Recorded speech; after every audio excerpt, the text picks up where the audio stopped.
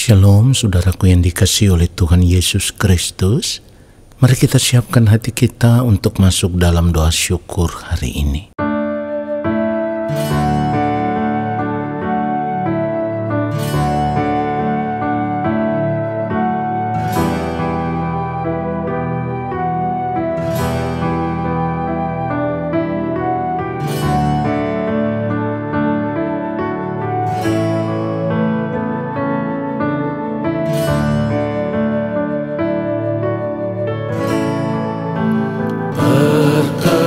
Perkenankan hamba-Mu, ya Bapa,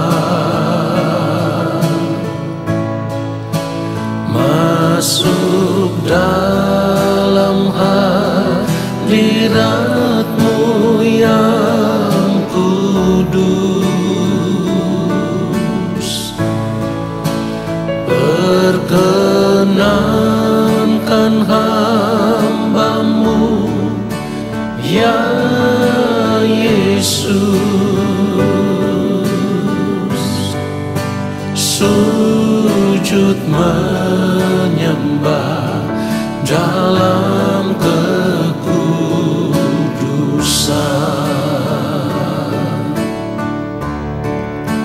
Kau ku sembah, Kau ku sembah, bersama para malaikat ku sujud menyembah. Kau ku sembah, Kau ku sembah, bersama para malaikat ku sujud menyembah. Kau ku sembah, Kau ku sembah, bersama para malaikat ku sujud menyembah. Kau ku sembah, Kau ku sembah, bersama para malaikat ku sujud menyembah. Bersama para malaikat ku sujud menyembah. Sujud menyembah.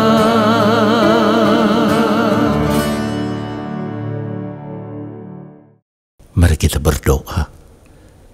Allah Bapa yang Maha Kudus, Allah yang Maha Mulia, Allah yang Maha Agung, saat ini kami semua ada di hadapan Bapa.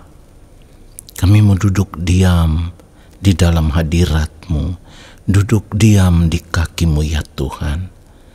Kami mau diajar oleh Engkau lewat firman-Mu yang akan kami dengar. Berbicaralah bagi kami, sampaikanlah isi hati-Mu kepada kami. Bentuklah kami dengan firman-Mu ya Tuhan. Lalu di sisa umur hidup kami mau berjuang hidup tepat seperti yang Bapa kehendaki, supaya kehidupan kami senantiasa memuliakan Engkau dan berkenan kepadamu ya Allah. Di dalam nama Tuhan Yesus Kristus kami berdoa. Amin. Saudara yang dikasihi oleh Tuhan Yesus Kristus, kita harus tetap ingat bahwa ketika manusia jatuh di dalam dosa, Maka akibat dosa itulah manusia harus terpisah dari Allah. Bahkan firman Tuhan katakan manusia diusir oleh Allah. Jadi ini yang harus kita tanamkan di dalam kehidupan kita. Kalau sampai saat ini kita masih tetap hidup di dalam dosa, atau kita masih tetap hidup berbuat dosa, itu berarti kita tidak bisa berharap bahwa nanti ketika kita berada di kekekalan, kita bisa bersama-sama dengan Allah. Itu pasti, saudaraku. Tidak mungkin kita akan bersama-sama dengan Allah di kekekalan kalau saat ini kita masih hidup berbuat dosa, atau dengan kata lain, kalau saat ini kita masih tetap hidup di dalam dosa. Maka pada akhirnya kita akan terpisah dari Allah. Dosa itu adalah setiap perbuatan yang tidak tepat seperti yang Allah Bapa di sorga kehendaki. Perhatikan, ketika manusia pertama kali diciptakan oleh Allah, diciptakan dalam keadaan sempurna.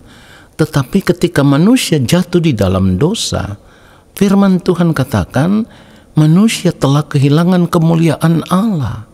Roma 3 ayat 23 firman Tuhan katakan, karena semua orang telah berbuat dosa dan telah kehilangan kemuliaan Allah. Dengan kata lain, dosa membuat manusia sudah tidak lagi seperti manusia pertama kali diciptakan oleh Allah. Manusia yang sejati, manusia yang sempurna, manusia yang sepikiran, seperasaan dengan Allah. Nah, di dalam Yesus kita ditebus supaya kita bisa dikembalikan menjadi manusia seperti yang Allah Bapa di sorga kehendaki. Bukan tanpa tujuan.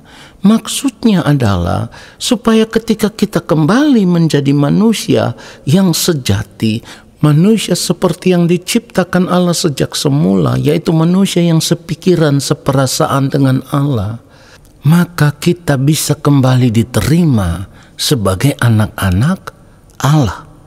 Jadi penebusan kita di dalam Yesus itu tujuannya adalah supaya kita bisa kembali menjadi anak-anak Allah seperti yang dikehendaki oleh Allah Bapa di sorga. Dan itu artinya saat ini kita harus memilih apakah kita mau kembali menjadi anak-anak Allah atau kita mau tetap hidup di dalam dosa. Ingat, saya sudah katakan di awal, dosa membuat manusia terpisah dari Allah. Bahkan firman Tuhan katakan Allah mengusir manusia. Kenapa? Karena Allah yang benar, Allah yang suci, Allah yang kudus tidak bisa menyatu atau tidak bisa tinggal bersama-sama dengan manusia yang sudah tidak lagi seperti yang diciptakan Allah sejak semula. Itulah tujuan penebusan kita di dalam Tuhan Yesus Kristus. Jadi kita ditebus di dalam Tuhan Yesus itu supaya kita memiliki pengharapan. Pengharapan untuk kembali menjadi anak-anak Allah. Saat ini sebagai orang Kristen kita seringkali mengaku diri sebagai anak-anak Allah. Iya benar. Kita berada di dalam Yesus berarti kita dikembalikan menjadi anak-anak Allah. Tetapi proses itu masih terus berlangsung. Proses menjadi anak-anak Allah itu belum selesai. Jadi dari hari lepas hari kita harus terus dibaharui. Kita harus terus diubah. Artinya lewat setiap persoalan, tantangan dan masalah hidup kita terus dibentuk oleh Allah. Ingat firman Tuhan katakan apa?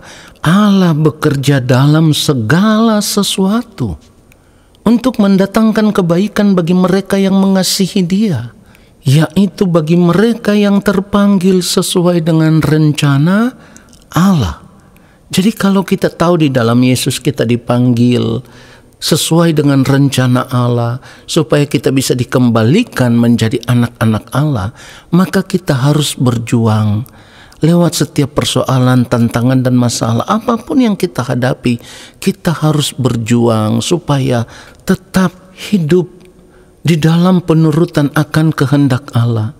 Artinya kita hidup melakukan semua yang menjadi kehendak Allah.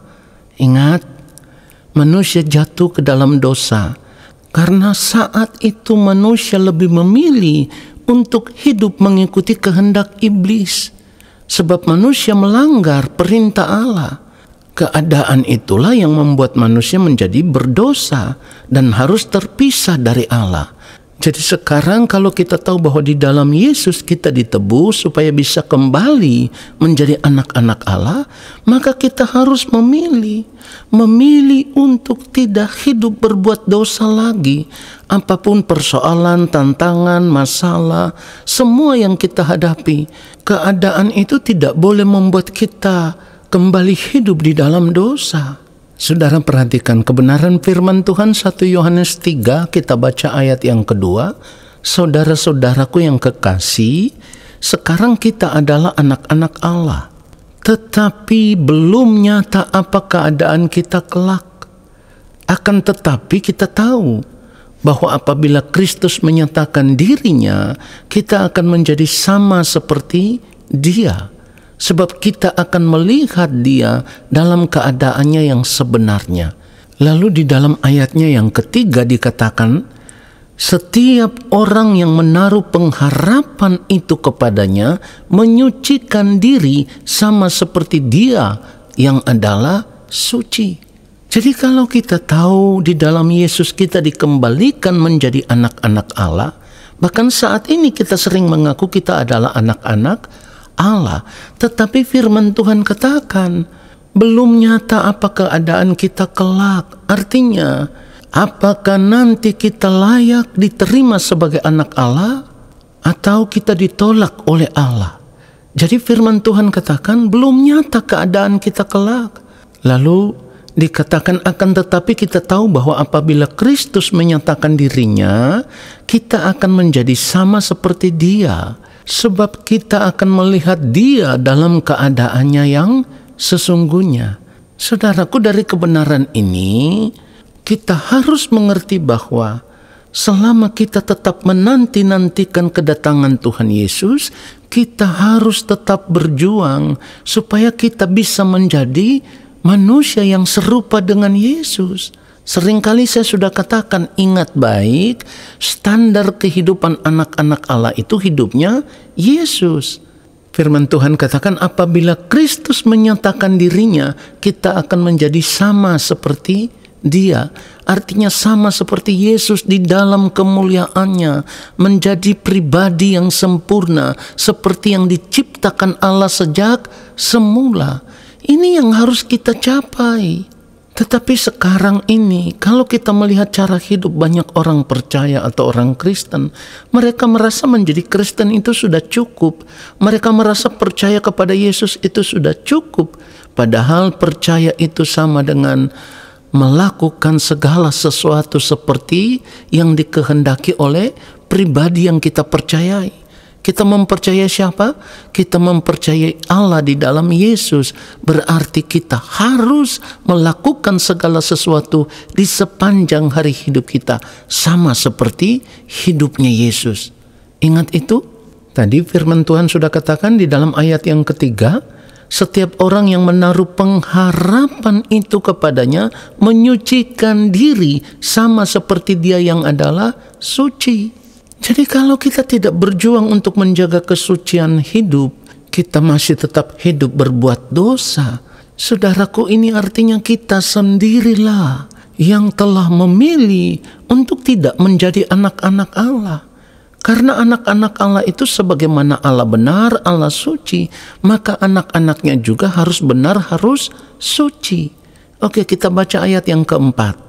1 Yohanes 3 ayat 4 dikatakan, setiap orang yang berbuat dosa melanggar juga hukum Allah. Sebab dosa ialah pelanggaran hukum Allah. Ingat, dosa ialah pelanggaran hukum Allah. Manusia pertama kali jatuh di dalam dosa karena melanggar perintah Allah. Perintah Allah itu sama dengan hukum Allah. Tatanan Allah yang tidak boleh dilanggar. Tetapi manusia melanggar perintah itu. Pada akhirnya manusia jatuh di dalam dosa. Dan sekarang firman Tuhan berkata dengan sangat jelas, setiap orang yang berbuat dosa melanggar juga hukum Allah. Sebab dosa ialah pelanggaran hukum Allah. Jadi kalau kita tetap hidup di dalam dosa, maka kita menolak menjadi anak-anak Allah. Saat ini kita mengaku berada di dalam Yesus. Kalau kita mengaku kita berada di dalam Yesus, pada ayat yang ke-6 dikatakan begini, karena itu setiap orang yang tetap berada di dalam Dia, perhatikan ini, tidak berbuat dosa lagi. Saya ulang sekali lagi, tidak berbuat dosa lagi. Setiap orang yang tetap berbuat dosa tidak melihat dan tidak mengenal Dia. Lalu mari kita lihat ayat yang ke-8 dikatakan begini, barang siapa yang tetap berbuat dosa berasal dari iblis, sebab iblis berbuat dosa dari mulanya. Untuk inilah anak Allah menyatakan dirinya, yaitu supaya ia membinasakan perbuatan-perbuatan iblis itu. Jadi saudaraku, kalau kita berkata kita rindu ada bersama-sama dengan Allah di dalam kerajaan sorga, ya kita harus menjadi anak Allah sejak di dunia ini dengan hidup tidak berbuat dosa lagi, tidak berbuat salah lagi. Kalau kita tetap hidup di dalam dosa berarti kita menjadi anak-anak iblis. Tetapi kalau dikatakan seperti ini kan banyak orang menolak karena tidak mau disebut sebagai anak iblis, tidak mau disebut sebagai anak iblis tetapi masih mau tetap hidup dalam dosa. Ini kan sama dengan kita mempermainkan Allah, saudaraku. Jadi dengan tegas saya harus katakan, kalau kita tetap hidup di dalam dosa, kita tidak akan pernah menjadi anak-anak Allah dan kita akan ditolak oleh Allah. Biarlah kebenaran firman Tuhan ini menyadarkan kita semua. Amin. Mari kita berdoa. Terima kasih Bapa untuk kebenaran firman-Mu yang sungguh menyadarkan kami. Kami harus mengambil keputusan, meninggalkan setiap cara hidup kami yang tidak patut. Kami harus mengambil keputusan, tidak berbuat dosa lagi di sepanjang umur hidup kami, supaya kehidupan kami boleh ditemukan berkenan di hadapan-Mu ya Allah. Terima kasih untuk firman-Mu ya Allah yang memberkati kami. Lalu saat ini kami semua mengangkat tangan di hadapan Bapa di surga. Kami percaya Engkau akan memberkati hidup kami. Saudaraku, arahkanlah hatimu tertuju kepada Tuhan dan terimalah berkat-Nya. Segala berkat kasih karunia daripada Allah Bapa di surga, rahmat cinta kasih yang berlimpah-limpah dari Gembala Agung yang mulia Tuhan Yesus Kristus, di dalam persekutuan yang manis dengan Roh Allah yang kudus, turun atas kehidupan kita semua, menyertai langkah hidup kita semua dan memberkati hidup kita semua sekarang dan sampai selama-lamanya. Amin. Saudaraku, terima kasih sudah mengikuti doa syukur hari ini. Sampai jumpa dalam doa syukur besok hari. Tuhan Yesus memberkati kita semua. Shalom.